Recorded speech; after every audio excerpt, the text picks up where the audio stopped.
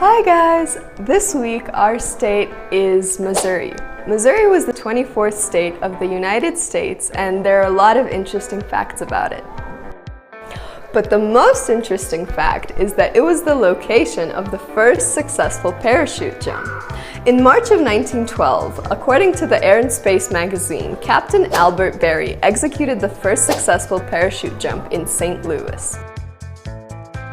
I'll spare you the sheer horror of the unsuccessful attempt, but just know that on this particular March day, intrepid U.S. Army Captain Albert Berry boarded a Pusher-type airplane. They ascended 1,500 feet into the air, and as they approached a military installment, Berry saw an insane asylum and reportedly said to the pilot, "That's where we both belong."